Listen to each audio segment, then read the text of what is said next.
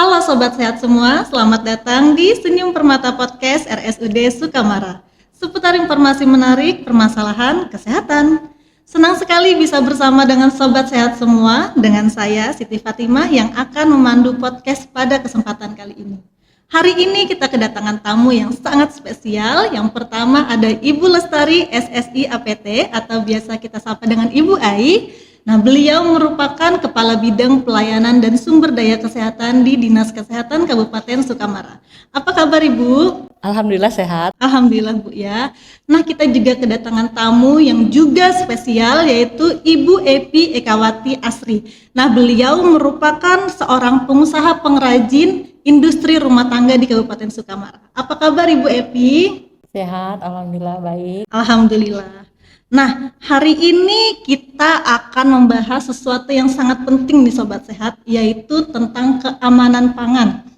Mungkin di media sosial, televisi, ataupun di lingkungan kehidupan kita sehari-hari sering sekali kita temui panganan olahan yang dibuat oleh industri rumah tangga. Namun apakah makanan tersebut terjamin keamanannya, apakah sehat bagi tubuh kita, dan terjaminkah kebersihannya? Hari ini kita akan bahas tuntas bersama dengan Ibu Ai dan Ibu Evi. Sebelum kita masuk ke pembahasan, kita mempunyai slogan khusus nih untuk podcast kali ini. IRTP Sukamara, bisa maju, bisa bersaing. Nah, mungkin pertama saya akan bertanya terlebih dahulu kepada Ibu Ai, Bu ya. Nah, tadi kan kita temanya adalah keamanan pangan nih Bu. Keamanan pangan ini apa sih Bu, dan kenapa keamanan pangan ini menjadi sangat penting nih bagi Sobat Sehat dan para pelaku IRTP? Baik, Mbak Fatimah ya. Iya. Mungkin saya menjelaskan sedikit tentang keamanan pangan. Keamanan pangan ini sebenarnya amanat dari negara kepada pemerintah, itu berupa undang-undang pangan dan peraturan pemerintah nomor 18 tahun 2019 tentang keamanan pangan. Nah, setiap produk yang terkait dengan makanan itu harus memenuhi standar pangan. Keamanan pangan itu sendiri adalah suatu proses yang diupayakan oleh seseorang untuk menghindari dari 3 pencemaran. Menghindari produknya dari 3 pencemaran, itu pencemaran dari mikrobiologi, kimia yang berbahaya, serta dari benda lainnya atau fisik. Dan karena yang dapat merugikan atau membahayakan kesehatan, seperti itu. Oke. Nah, tadi Ibu ada menyebutkan standar-standar keamanan pangan, Bu ya. Nah, standar keamanan pangan ini yang harus dipenuhi oleh pelaku usaha IRTP itu apa, Bu? Dan apa dampak jika standar tersebut tidak terpenuhi? Baik, Mbak Fatimah, memang standar keamanan ini sangat kita wajibkan kepada industri rumah tangga pangan. Itu kenapa? Ya karena mereka memasarkan produk ini secara luas. Jadi konsumsinya tidak hanya di lingkungan keluarga atau oleh mereka sendiri. Walaupun sebenarnya standar keamanan pangan ini harus diterapkan baik di lingkungan rumah ya, tapi karena ini produknya harus dipasarkan secara luas, maka ini harus diawasi oleh dinas atau instansi yang terkait. Aspeknya secara peraturan itu ada 14.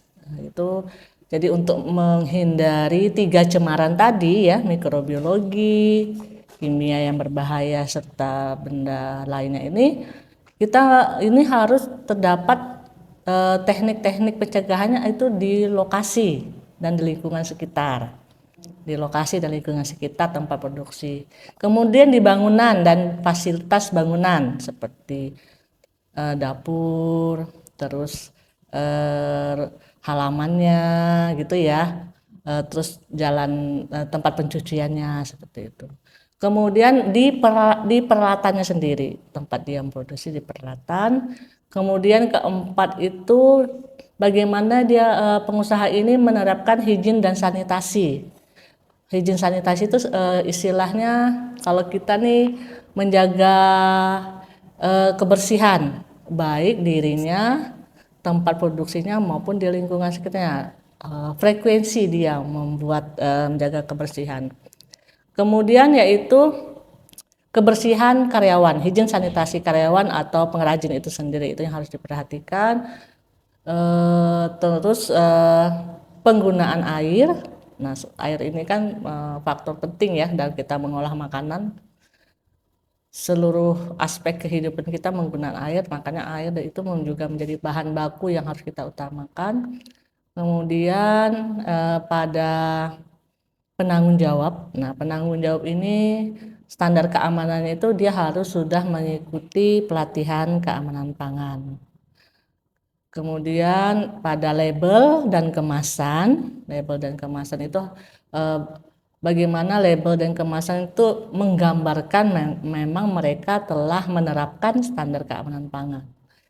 Setelah itu adalah dokumen pencatatan. Dokumen dan pencatatan itu untuk telusur, kemudian tahapan jika ada mereka menarik produk. Menarik produk ini juga penting, tahap-tahapan apa yang mereka lakukan jika ada pengaduan produk atau produk di pasarannya telah tidak mengalami penurunan mutu ya, seperti apa bahasa kita ya, damun atau mulai berbau yang berubah seperti itu. Bagaimana mereka mengelolanya ini. Selanjutnya aspek pelatihan karyawan. Nah, ini untuk pengrajin-pengrajin yang memang memiliki karyawan atau dia dibantu misalnya oleh saudaranya atau suaminya. Jadi pemahaman mereka tentang keamanan pangan yang didapat saat edukasi atau pelatihan keamanan pangan itu dapat mereka tularkan kepada teman kerjanya saat produksi. Seperti itu saja. Jadi agak banyak ya memang aspeknya yang harus dipenuhi oleh industri rumah tangga pangan. Baik, Ibu. Nah, keamanan pangan ini sendiri apakah hanya berlaku untuk yang mempunyai usaha saja, Ibu, atau berlaku juga di semua tempat yang memiliki pengolahan makanan seperti itu? Baik, seperti yang saya sampaikan tadi, keamanan pangan ini kuncinya untuk menghindari pencemaran produk dari cemaran biologi, kimia, dan benda lainnya yang dapat mengganggu kesehatan ya. Semuanya itu harus dilakukan pencegahannya dari bahan baku sampai produk di meja. Nah, dari bahan baku sampai produk dari itu di meja mungkin tidak hanya di industri rumah tangga pangan kan, itu bisa kita terapkan di rumah kita sendiri, di dapur kita sendiri waktu kita menyajikan makanan untuk keluarga. Terus di tempat pengolahan makanan ini banyak ya Mbak Fatima ya. Yang seperti Mbak Fatima tahu yang disebut tempat pengolahan makanan ini ya warung, restoran, terus di instalasi gizi sendiri. Nah, ini instalasi gizi sendiri ini apa sudah dilakukan Mbak Fatima penerapan aspek keamanan pangannya. 14 komponen keamanan pangannya itu sudah harus diterapkan oleh instalasi gizi, karena instalasi gizi itu pengolah makanan di rumah sakit kan. Nah, jadi tidak hanya industri rumah tangga pangan yang kita terapkan.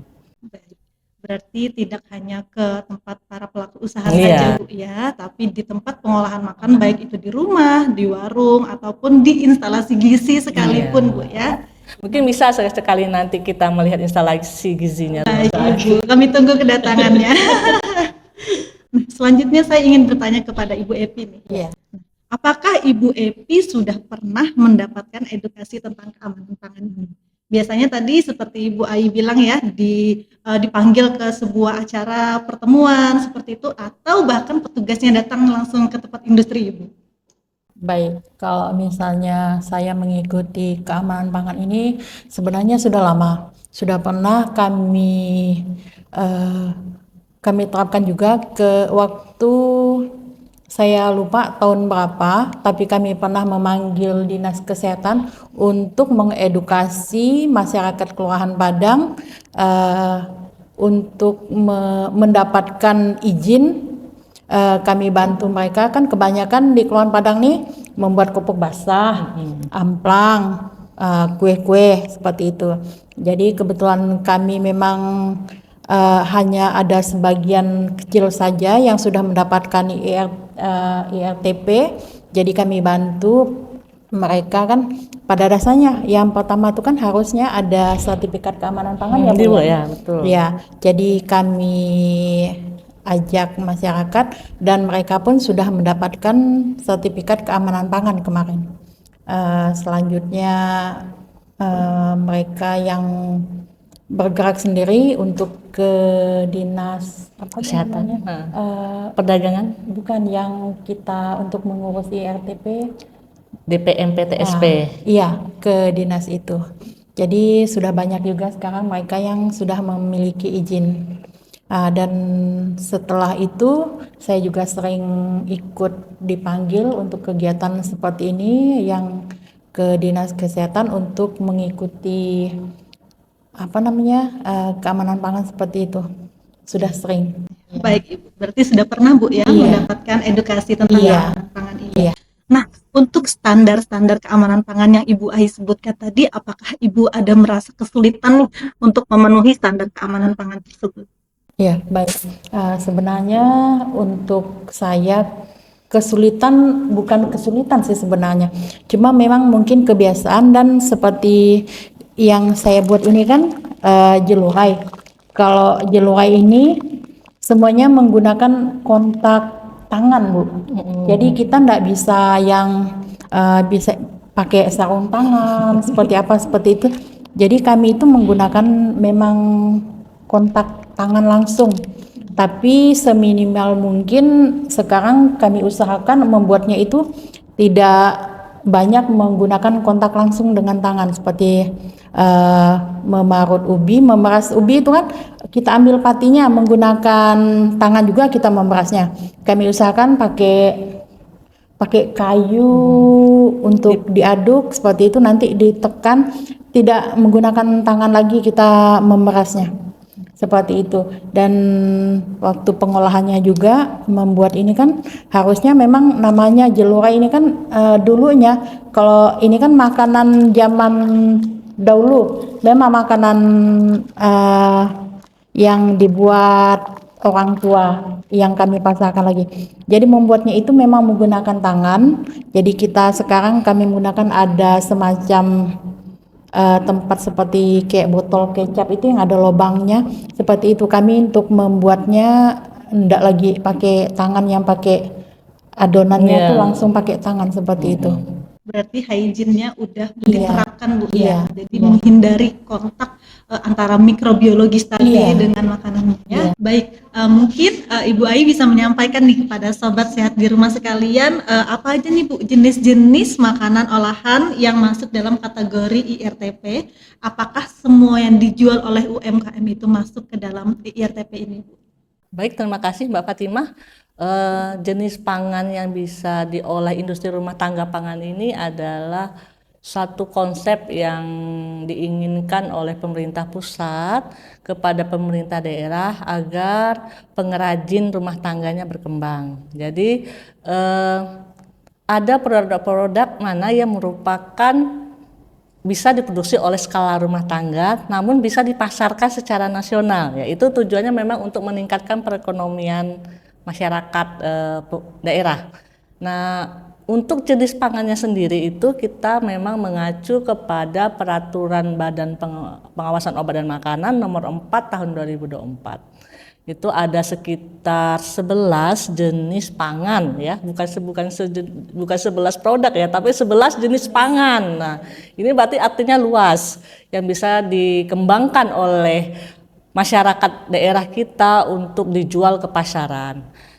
Salah satunya adalah daging dan olahannya. Mungkin kita semua familiar dengan abon daging, abon dendeng, rendang itu ya, itu bisa dibuat oleh skala rumah tangga. Kemudian ikan dan olahannya yang merupakan khas Sukamara ini juga harus kita kembangkan karena kita punya amplang, kerupuk kering, kerupuk oven, kerupuk goreng, terus kita ada apalagi misalnya abon ikan. Nah, itu memang bisa dijual ke pasaran dan izinnya itu memang di pemerintah daerah kita ya.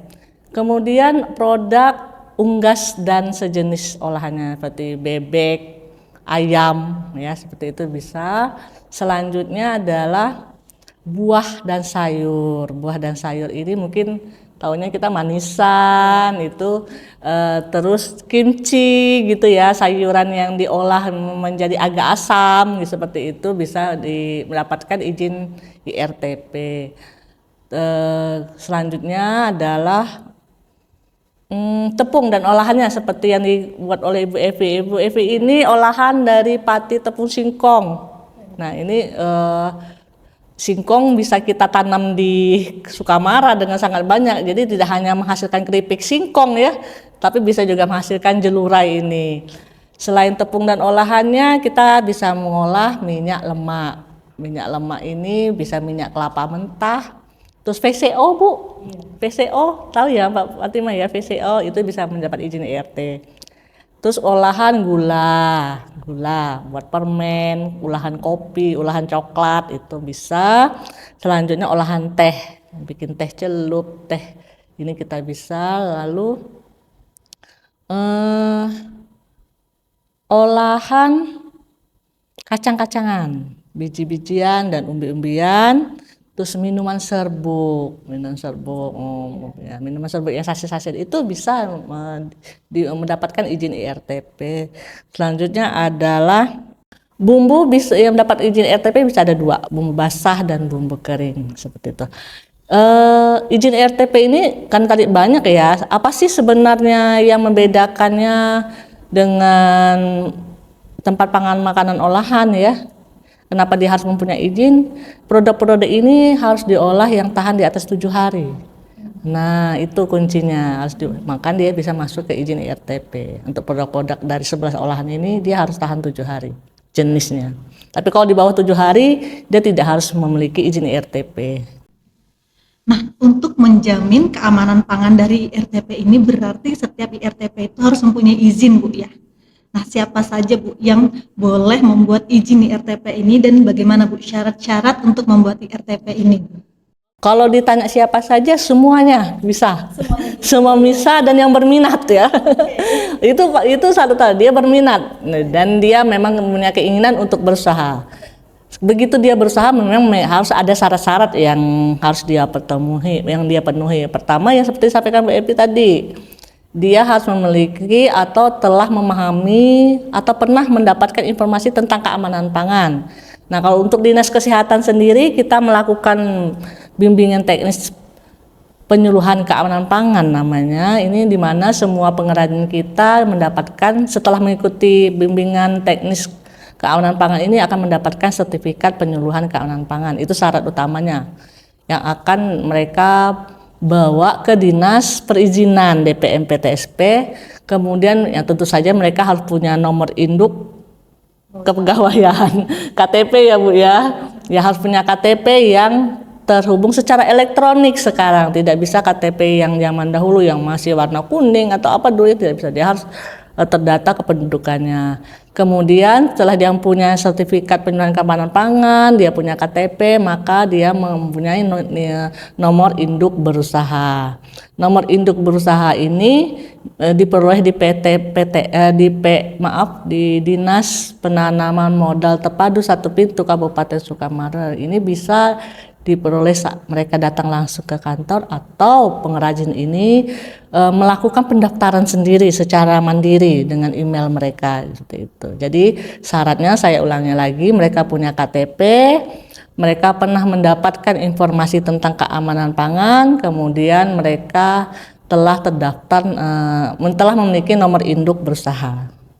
Baik nih teman-teman sekalian, sobat sehat di rumah yang ingin mendaftarkan bisa ya. Apalagi sobat-sobat sekalian yang mempunyai usaha yang belum punya izin bisa segera dibikin izinnya biar para sobat-sobat sekalian juga para konsumen merasa aman untuk membeli produk yang sobat buat. Nah, selanjutnya saya ingin bertanya nih kepada Ibu Epi. Ibu Epi sendiri industrinya berarti di bidang makanan Bu ya. Itu bidang makanannya di salah satu jenisnya itu tepung-tepungan Bu ya. Nah, apakah Ibu Epi ini udah mempunyai surat izin? Ya, baik. Saya sudah mengurus surat izin dari mulai nomor induk usaha, NIB sudah saya kerjakan juga, dan saya sudah mendapatkan sertifikat keamanan pangan. Jadi saya harus wajib untuk mengurus izin SPPIRT juga. Berarti Ibu sudah mempunyai surat izin Bu ya. Udah berapa tahun Bu Ibu mempunyai itu? Kalau membuatnya baru bisa saya laksanakan ini dalam tahun ini juga. Iya, soalnya tahun-tahun sebelumnya memang saya juga membuat ini hanya apa namanya, meneruskan Konsumsi usaha, pribadi. ya, usaha orang, bukan orang tua saya, maksudnya orang tua yang ada di Sukamara, supaya makanan ini tidak akan hilang dimakan zaman seperti itu. Baik, saya penasaran banget nih Bu dengan produk yang Ibu bawa. Bisa dijelaskan kepada kita semua dan sobat sehat semua apa nih Bu makanannya? Ya, baik. Ini adalah jelulai. Makanan ini sudah ada dari zaman dahulu. Mungkin dari zaman kita belum ada mungkin. Karena makanan ini, pokoknya ini dulunya orang kan susah mencari beras seperti itu. Ubi banyak ditanam di dalam hutan. Jadi ini saya jadi menjelaskan silsilah Sejarah. ya, sejarah. Jadi makanan inilah yang diolah mereka supaya tahan lama. Yang mereka olah bisa dikeringkan. Jadi dimakan saat mereka tidak ada makanan. Ini bisa diolah pakai air gula dengan santan kita makannya. Makanan ini jelurainya harus kita rendam dengan air panas. Kita seduh. Setelah dia lembut, seperti kita makan mie, Bu. Jadi kita seduh seperti kita masak mie. Kalau misalnya sudah lembut, jadi kita masukkan ke dalam air santan. Bisa juga kita olah makannya seperti kuah. Kita makannya seperti pengganti nasi. Jadi pakai air kuah kare atau kuah sop. Jadi bisa. Baik. Nah, jadi produk yang dibawa oleh Ibu Epi ini sudah mempunyai izin nih Sobat Sehat. Serta jika Sobat Sehat bosan mengkonsumsi nasi, maka bisa nih coba untuk membeli produk jelurai dari Ibu Epi ya. Sudah jelas keamanannya, kebersihannya, dan yang pasti sehat untuk dikonsumsi ya Bu ya. Iya. Selanjutnya nih saya mau nanya nih ke Ibu Ai ya. Untuk memastikan keamanan pangan dari industri ini Bu, apakah Bu berarti harus ada jaminan tertulis dari pemerintah Bu ya, yang berupa sertifikat produksi tadi Bu ya, yang menyatakan bahwa produk ini aman untuk dikonsumsi. Nah, jaminan itu berupa sertifikat begitu Bu ya? Ya, betul. Jadi bentuknya berupa sertifikat. Selain dari sertifikat penyuluhan keamanan pangan ya Mbak Fatimah ya, ada namanya sertifikat produksi pangan industri rumah tangga. Kalau kita lebih kita kenal dengan SPP IRT. Nah, SPP IRT ini dapatnya bagaimana gitu ya? Ya, seperti yang disampaikan Bu Evi. Bu Evi punya NIB, punya KTP, mereka bisa mendaftarkan langsung secara mandiri atau meminta bantuan dari petugas DPM PTSP untuk mendapatkan nomor SPP IRT ini. Prosesnya sangat mudah karena melalui sistem aplikasi. Dan nomor SPP IRT ini untuk seperti kita kenal nomor izin edar produk ya, izin edar produk. Jadi berlaku di seluruh Indonesia. Nomornya dikeluarkan otomatis, berlaku seluruh Indonesia, dan sehingga produk kita bisa dipasarkan. Nomor SPP IRT ini unik untuk setiap pengrajin. Unik. Jadi dari satu pengrajin, satu produk, dia akan memiliki nomor SPP IRT yang berbeda. Ya. Jadi SPP ini adalah bukti bahwa setiap pengrajin itu setelah produknya telah dilakukan pengawasan, pembinaan untuk pemenuhan keamanan pangan. Baik Ibu. Nah, jika seorang pengrajin itu mempunyai beberapa produk Ibu, berarti apakah harus mempunyai izin lebih dari satu ataukah satu izin saja untuk pengusaha tersebut? Ya, memang hanya cukup satu izin ya, satu izin. Jadi satu nomor NIB, hanya dia bisa membuat banyak nomor SPP IRT. Nah, jadi silahkan ya para sobat sehat semua, ibu-ibu rumah tangga yang punya ide-ide kreatif, yang suka di dapur, utak-atik bahan makanan, kita kreasikan berbagai jenis pangan tadi untuk menjadi produk IRTP. Baik nih Sobat Sehat, jadi Sobat Sehat yang mempunyai ide-ide makanan-makanan apalagi yang khas Sukamara ya bisa nih didaftarkan. Jadi biar kita mengkonsumsi makanan tersebut juga merasa aman nih Sobat Sehat ya. Nah, selanjutnya saya ingin bertanya nih kepada Ibu Evi. Apa yang Ibu rasakan setelah mendapatkan edukasi tentang keamanan pangan ini, Bu? Selama saya sudah mendapatkan edukasi keamanan pangan, saya merasa lebih baik lagi untuk mengolah bahan makanan. Jadi apa yang tidak boleh kita buat, yang kita tambahkan, kita tahu. Dan kebetulan memang produk saya tidak ada menggunakan bahan apapun selain hanya pati singkong. Baik, berarti terjamin Bu ya keamanannya Bu ya setelah Ibu terjamin. baik setelah Ibu mendapatkan edukasi, Ibu mengerti bahan mana yang boleh Iya. digunakan, bahan mana yang tidak boleh digunakan Iya. Bu ya. Iya. Nah, selanjutnya setelah Ibu mengurus perizinan ini, apakah harapan Ibu nih ke depannya untuk produk yang Ibu pasarkan?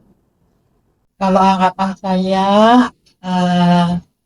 untuk produk ini supaya bisa dikenal oleh masyarakat luas, selain di Sukamara juga di luar Sukamara. Bisa dipasarkan secara luas ya. Bisa dipasarkan secara nasional. Seperti itu. Baik Ibu, apalagi ini tadi ciri khas Bu ya Iya, dari orang-orang terdahulu Bu iya. ya, dari turun temurun udah ada dan bisa menggantikan karbohidrat lainnya. Iya. Terus terakhir nih untuk Ibu Ayah, harapan Ibu untuk pemenuhan standar keamanan pangan bagi IRTP di Sukamara.